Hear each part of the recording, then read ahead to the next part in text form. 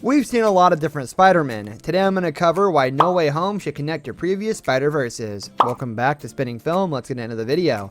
Number 10, it would be a lot of fun. Right off the bat, including Tobey Maguire and Andrew Garfield's Spider-Man and Spider-Man, No Way Home would be undeniably a lot of fun. Now, ultimately the reason why audiences flock to see Marvel movies is that it's a pretty safe bet they'll have fun watching it. 3 different Peter Parkers facing off against the Sinister Six would be a spectacle to behold. Number 9, it might get too weird and meta.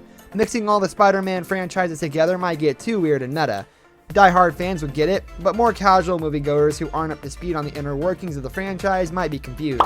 The MCU is already facing one meta challenge in explaining how Ryan Reynolds' Deadpool is crossing over from one fictional universe to another due to a real-world corporate merger. This hero thing.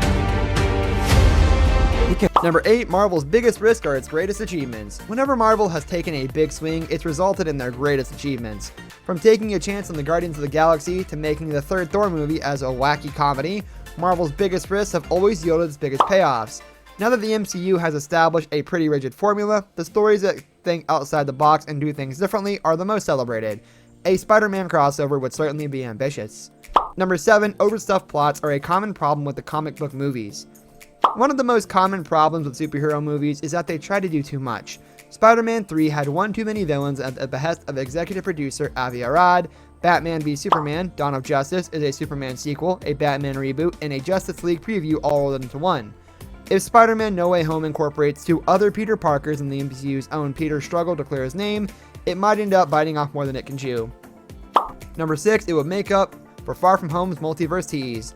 Arriving hot on Endgame's heels, the trailers for Spider-Man Far From Home teased that the multiverse had been ripped open by all the Infinity Stone-powered finger snaps. Then the movie itself revealed the multiverse to be an elaborate lie concocted by illusionist Quentin Beck. Spidey's stealth suit was even teased to be Spider-Man Noir in the trailers. Blending all the Spider-Man live-action franchises together would be a great way to make up for Far From Home's unfulfilled multiverse tease. That was on Twitter. It's been immediately... Number 5, Into the Spider-Verse stole its thunder. While the movie about multiple versions of Spider-Man traveling across the multiverse to team up against a common enemy sounds great, it already exists. The animated masterpiece Into the Spider-Verse mixed Miles Morales' origin story with an ensemble team-up involving a bunch of different Spider-People. Like Spider-Gwen and Spider-Man Noir, the MCU should offer a live-action counterpart, but it wouldn't feel very innovative in the wake of Spider-Verse success. Sony, considering the fact that they don't copyright... Number 4.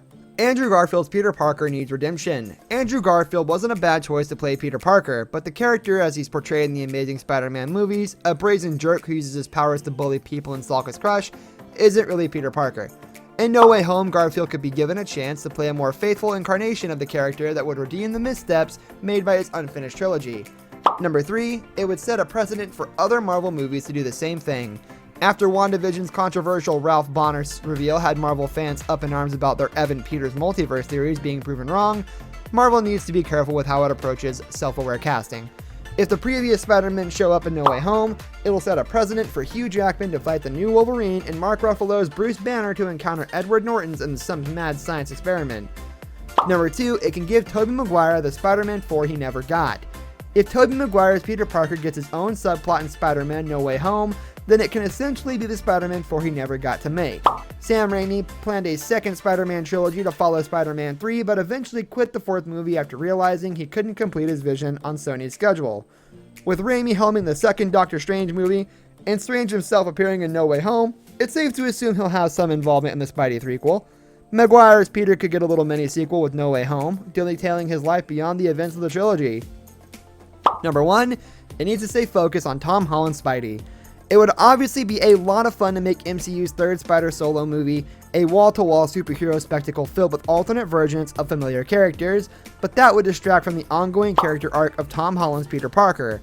As the movie's set to wrap up Spidey's solo trilogy and follow on from Far From Home's bombshell identity crisis ending, No Way Home needs to stay focused on Holland's version of Peter. This brings us to the end of our video. I hope you enjoyed it. Hit like if you did, and don't forget to subscribe to our channel so you don't miss out on any of our videos in the future. Also, watch the 2 videos that are on your screen because I'm sure you'll love them. With that, I'll see you in the next video.